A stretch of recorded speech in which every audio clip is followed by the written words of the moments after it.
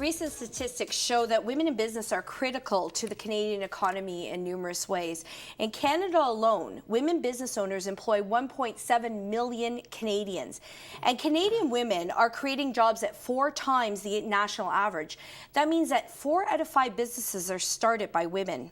I'm Radina Montgomery, and if you're just joining us, we've been speaking with some influential women in our business community. And before the break, we were speaking with Jennifer Grant, who owns Harmony Whole Foods Market. And now our next guest, who's joining us, has had the pleasure of helping a lot of small businesses in our community get started. Thank you very much for joining us today, Ruth. You're welcome. Thank you for having me. Now let's talk a little bit about the Small Business Enterprise Center. What exactly does it do, and how do people access you? Well, the Small Business Enterprise Center is actually part of a network of 50 other small business enterprise centers that exist across the province of Ontario.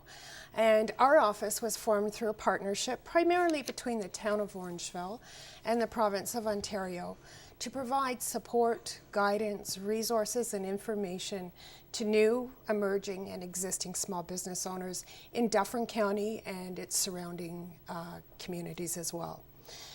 Obviously, the ultimate goal of providing these types of services is to create a healthy local economy. Our goal is to create businesses that can sustain themselves and grow. And by doing that, we create diverse revenue streams and in turn help stimulate job creation as well. So now when somebody comes to you with an idea, maybe it's just an idea, they haven't gone through all the processes yet, what sort of advice do you give them? What if the idea, I mean, I'm sure you wouldn't say it's not a viable idea, but how have you dealt with that? Probably the favorite question that people have when they come into the office to see me is this a good idea and will it be successful? And the reality is there's no magic list that guarantees that if you start a certain type of business, if you follow a specific recipe, you're going to be guaranteed success. That's just not realistic. But what we look at when people come in and they're exploring ideas, I'm looking for them to have some experience in the industry or sector that they're pursuing.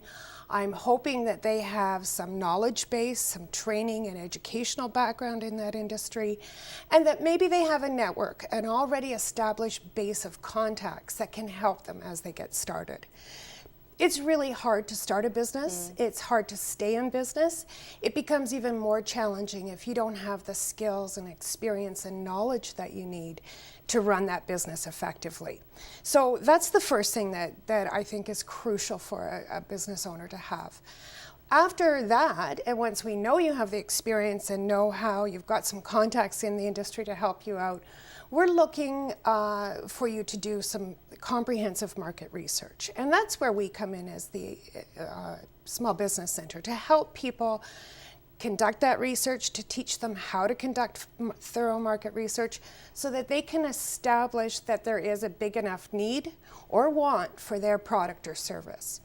And we do that in a variety of ways. Sometimes we need to look at trends. So what are the trends that are going on in society, in the community that you're going to run this business in, that support the launch of your venture? We're looking for people to be able to identify their target markets. Who are your customers, and are there enough of them in the geographic region that you're going to work in to support this venture? And finally, we also have them do a competitive analysis. So who else is out there doing this business? How's it working? What are they doing well? Are there gaps or there weaknesses that you can capitalize on? And we step them through that kind of research process.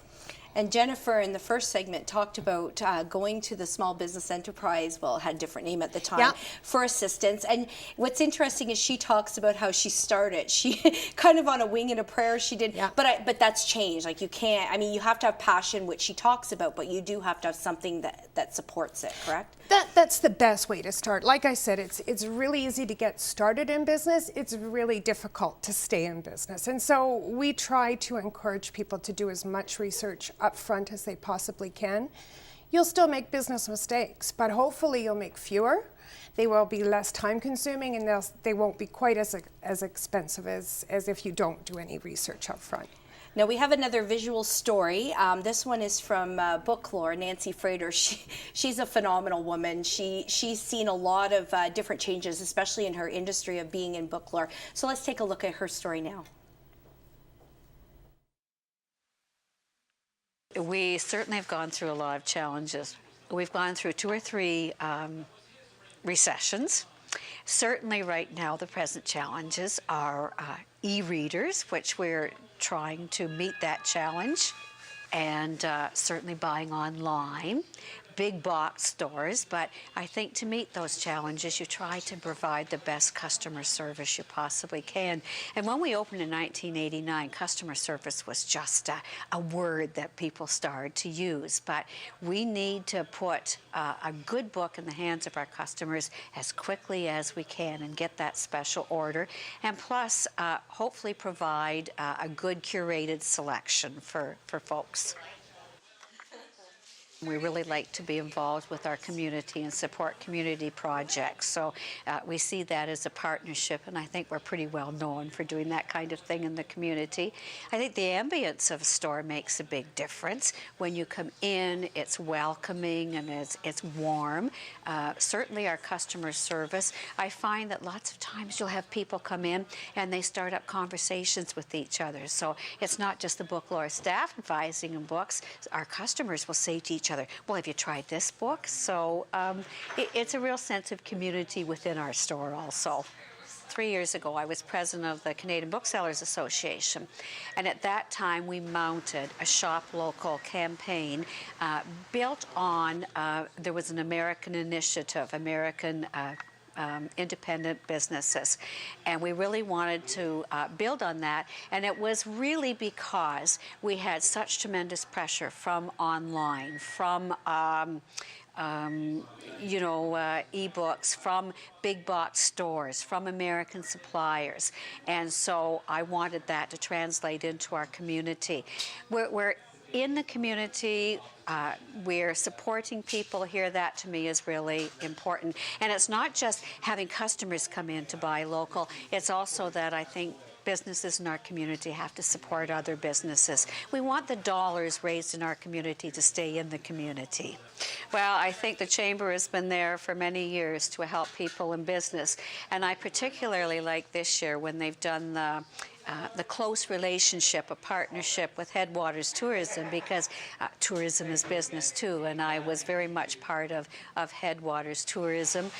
It's gratifying to see the Dufferin Women in Business have their 10th year in business. That's amazing, and I think anyone that can, we're in there to help each other out, so I think that's really important. 23 years ago, when my late business partner and I went to the banks to secure a loan, at that time we had to get permission from our husbands. I can tell you there was no permission got from our husbands. If we couldn't do this on our own, we've come a long way since then. So I think now the challenges for women are really in balancing their life with home and family and the business. But I think the situation has really improved from what it was 23 years ago. Research, research, research. Maybe make sure you do all the research before you get in it. And the other thing is, don't be afraid to ask questions, because my goodness, when I think of all the funny questions that we used to ask, but we spent a lot of time in research. So I think it's research, ask questions, no question is too silly, and just do it. Just do it. Go ahead and do it. You can do it. Nancy, she's a mentor for other women, for sure. I mean, some of the challenges she's seen, but that comment about the research touches back to what you said, because it's true. Like, some people start businesses, they don't, they have passion, which is wonderful, but they don't do the research.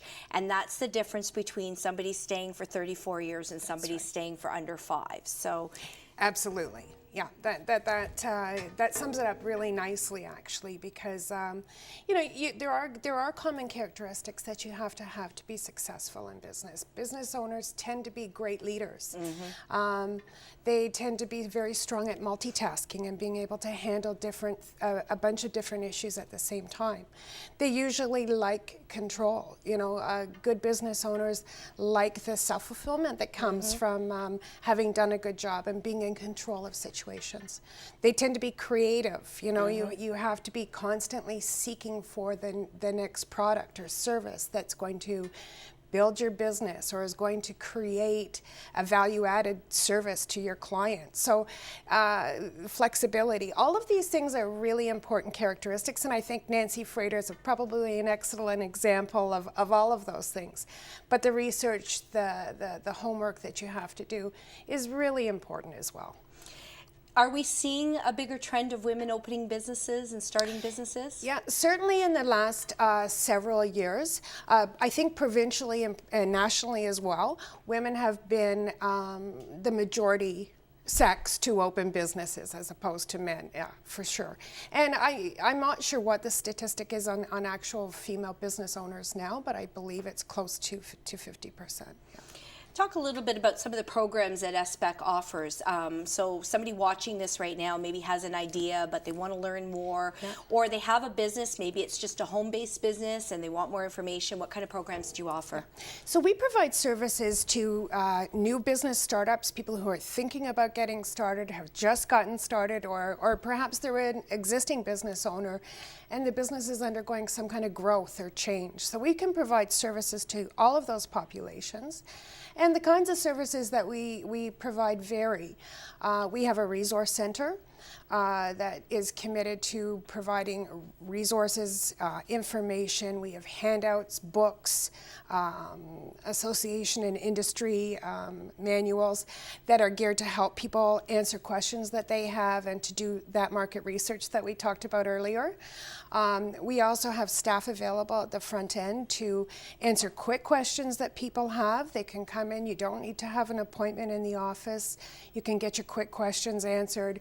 Our staff will assist people through the process of applying for their business license with the province of Ontario, teach them how to register for an HST number. And if they want more information, it's on the website. Absolutely. So anything they need to know, they can find there. Well, Yeah. Thank you so much, Ruth, for sharing your expertise with us. We're just going to take another short break here on the Chamber Matters, but when we return, women in politics, don't go away.